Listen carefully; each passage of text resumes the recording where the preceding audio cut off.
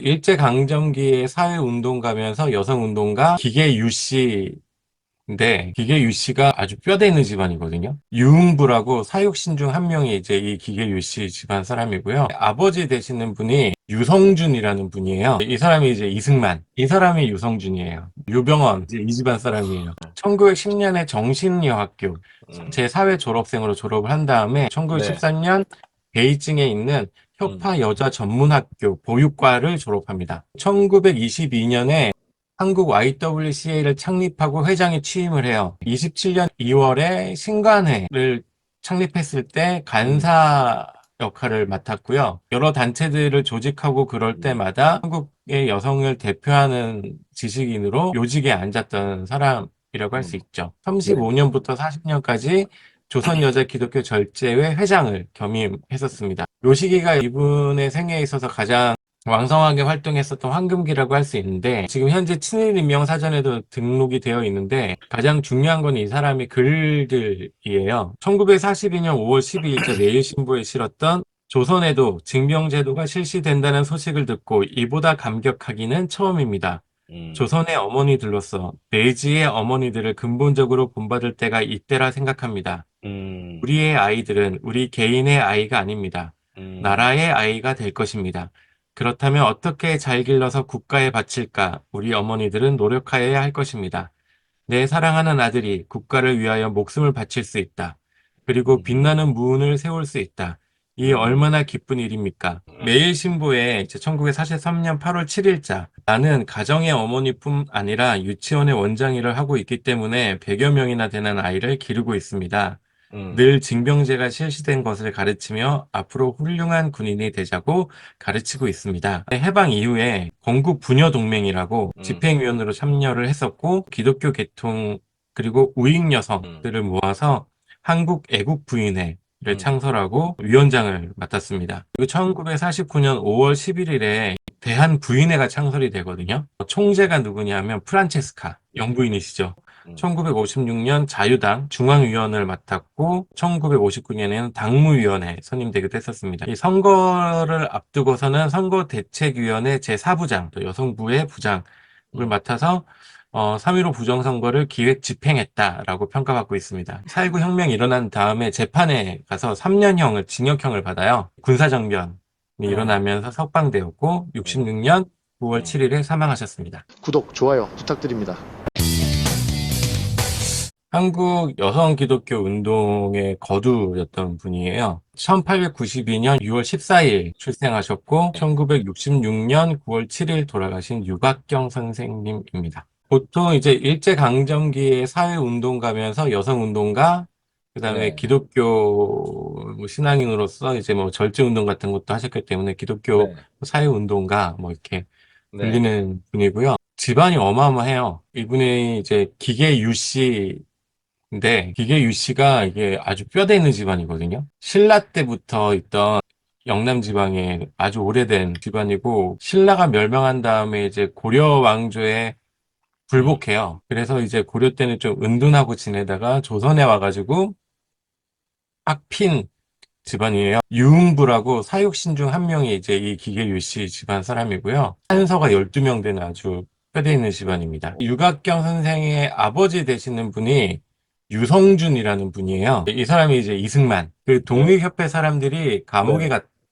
갔다가 음. 감옥에서 이제 선교사들이 넣어주는 기독교 서적을 읽고 기독교로 개종한 사람들의 사진으로 굉장히 많이 쓰이는 네. 사진이거든요. 이 사람이 유성준이에요. 나름 이제 기독교 쪽에서도 이제 초기 신자가 됐던 사람들 중에 한 명으로 뼈대 네. 있는 집안. 유성준 바로 오른쪽에 있는 분이 월남 이상지 선생, 그 옆에가 김정식 선생. 월남 이상지 선생이 감옥에 있을 때 저렇게 힘들었어요. 이 집안에 또 유명한 사람들이 되게 많은데 유억겸, 예. 유길준 뭐 이런 예. 그 사람들이 개화기 지식인으로 굉장히 유명한 사람들인데 이 네. 사람들이 다 이제 유각경의 사촌들이에요. 그 유길준이 이제 그 네. 작은 아버지. 집안이 뭐 굉장합니다. 해방 이후로도 와도 유홍준 선생 있잖아요. 기독교 계열에서는 진짜 유명한 분, 유병언 이제 이 집안 사람이에요. 기계 유 씨에 정말로 굵직굵직한 사람들이 굉장히 많다. 1891년 서울에서 출생을 했고, 이제 유성준은 이제 당시에 뭐 중천, 참의, 뭐 충청남도, 강원도의 도지사 뭐 이런 것들 지냈던 굵직한 정치인이자 이제 뭐 한학자이자 기독교인이라고 할 수 있고요.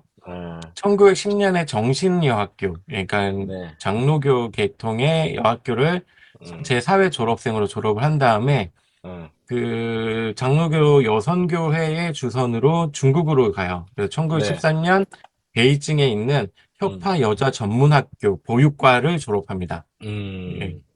그래서 이제 어린이 보육 이쪽의 전문가로 이제 한국에 다시 돌아오게 되죠. 1914년 9월에 귀국해서 정신여학교 교사로 1920년까지 재직을 했고, 1921년 6월부터는 이제 신가정사라고 하는 잡지사에서 발행하는 신가정의 주필을 맡아요. 근데 이 신가정사가의 사장이 이제 자기 아버지 유성준이었고, 예, 그래서 그 따님이 이제 주필을 맡았던 사례라고 할 수 있겠습니다. 1922년에 한국 YWCA를 창립하고 회장에 취임을 해요.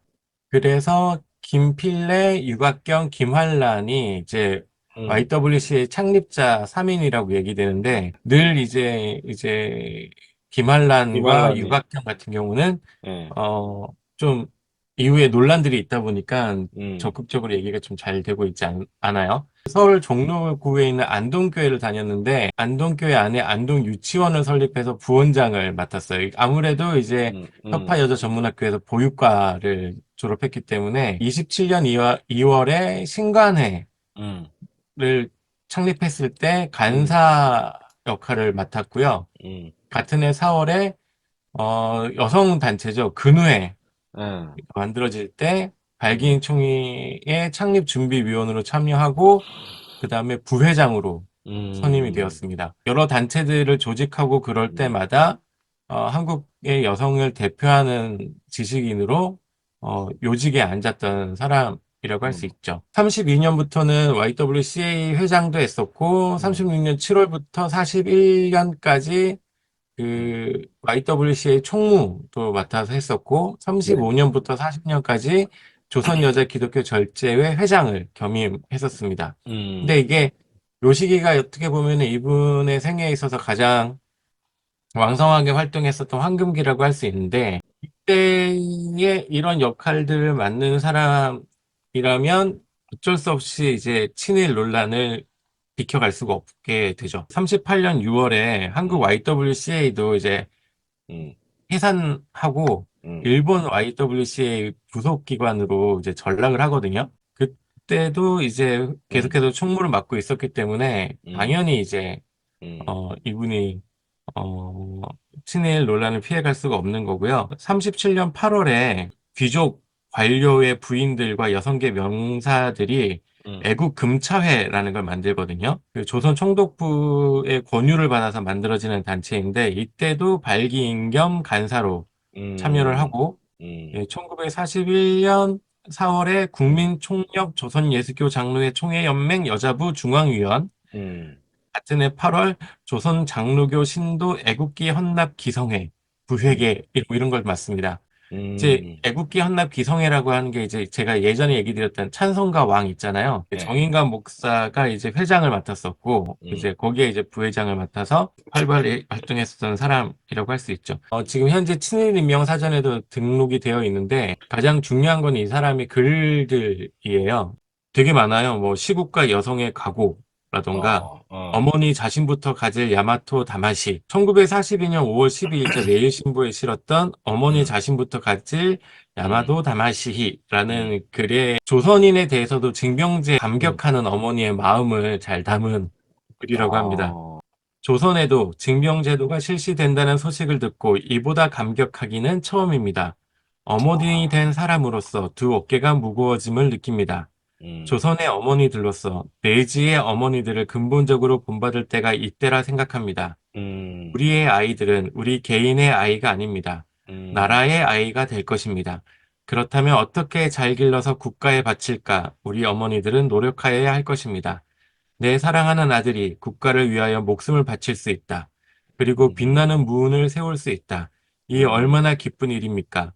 우리는 이런 영광스러운 의무를 차지하게 된 것만 좋아 날뛸 것이 아닙니다.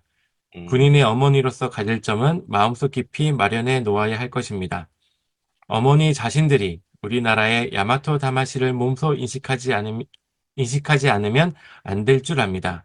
그 다음 이 정신을 직접 장래 군인이 될 어린아이에게 뼈가 되고 살이 되게 교육시켜야 할 것입니다. 그러니까 이제 어, 뭐 군국주의 국가에서 여성의 역할이 자식을 군인으로 용맹한 군인으로 키우는 것이다.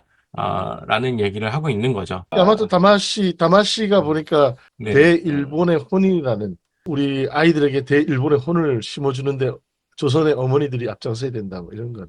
이게 1925년에 도쿄 후지산에서 열린 전 일본 YWCA 전국대회 한국 대표단으로 김알란과 유각경이 참석한 사진이네요. 일본 YWCA 대표단들이고 25년도에 한국 YWCA가 창립된 지 이제 한 4년쯤 됐을 때네. 흰색 옷이 김알란이고 이 검은색 치마가 유각경입니다.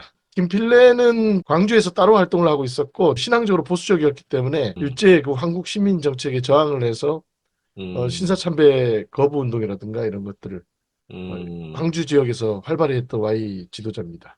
한 가지 제가 또 사진 보여드릴 게 있는데 지금 없어진 걸로 알고 있는데 명동의 YWCA 연합회 회관에 가면은 YWCA의 상징 조형물입니다. 1921년에 김알란, 유각경, 김필래 이 세 여성이 발기인이 돼서 창설된 조직이기 때문에 요 YWCA 연합회 그 기념 조형물에도 여성 3명이 이렇게 있습니다. 이 여성 3명이 김필래, 유각경, 김알란을 상징하는 거다. 지금은 아마 명동에 가면 없어졌던 것 같아요. 건물 리모델링 하면서 네, 리모델링 하면서 없어졌어요. 없어진 걸로 기억합니다. 이분이 그냥 이제 유치원 원장도 하셨는데 유치원 원장을 하면서도 아이들한테 비슷한 교육을 했던 것 같아요. 매일신보에 이제 1943년 8월 7일자 당신들도 우리도 라는 글에 보면 나는 가정의 어머니뿐 아니라 유치원의 원장 일을 하고 있기 때문에 100여 명이나 되는 아이를 기르고 있습니다. 늘 징병제가 실시된 것을 가르치며 앞으로 훌륭한 군인이 되자고 가르치고 있습니다. 라고 글을 썼거든요. 그런 식으로 보면 정말로 어린 아이들을 모아놓고 한국 식민화 교육을 했다라고 볼 수 있을 것 같아요. 해방 이후에 건국부녀동맹이라고 건국준비위원회의 외곽 조직이 있었거든요. 이제 여기에 집행위원으로 참여를 했었고, 하지만 이 부녀동맹이 이제 좌익과 같이 묶여 있다 보니까 여기에서 나오셔가지고 기독교 계통 그리고 우익 여성들을 모아서 한국 애국부인회를 창설하고 위원장을 맡았습니다. 그리고 1946년 1월에 독립촉성중앙부인단, 4월 한국애국부인회와 독립촉성중앙부인단을 통합한 독립촉성애국부인회, 뭐 11월에는 전국 여성단체 총연맹, 뭐 이런 단체들에도 계속해서 참여를 하면서 해방 이후에도 이제 매우 중요한 여성 리더십으로 활동을 했었죠. 그리고 1948년 대한민국 정부가 수립된 이후에도 이제 뭐 여러 정당 활동이라던가 행정부에 들어간다라던가 하는 역할을 굉장히 많이 했어요. 그리고 1949년 5월 11일에 이제 여성 단체들을 총망라해서 대한부인회가 창설이 되거든요. 근데 이 대한부인회 부회장을 맡아요. 근데 이 대한부인회의 총재가 누구냐면 프란체스카 영부인이시죠. 이후에 이제 사회부 부녀국 국장 뭐 이런 역할을 쭉 맡는 것을 보면 해방 이후에는 이승만을 지지하는 네, 여성들의 모임의 중추적인 역할을 하셨다라고 얘기할 수 있겠습니다. 그리고 이 대한부인회의 대표 자격으로 1956년 자유당, 그러니까 이승만 정부 때 여당이죠.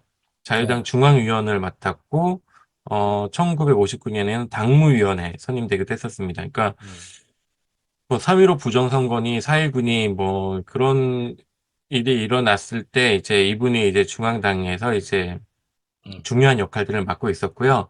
이 선거를 앞두고서는 선거대책위원회 제4부장, 이 사부가 부녀부예요.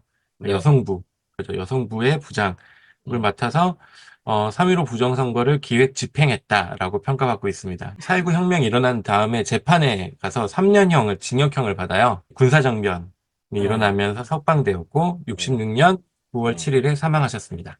아, 그럼 감옥에 좀 들어가 있었던 거네? 그렇죠. 얼마 있진 않았죠. 복역하다가 이제 얼마 안 돼서 군사정변이 일어났고 군사정변 일어나면서 풀려났으니까. 당시 그래도 4.19 때 그 음. 뭐 내무부 장관 최인규라든가 사형당하고 엄격하게 하긴 했던 것 같아요. 나중에 박정희가 다 방면을 해줬네.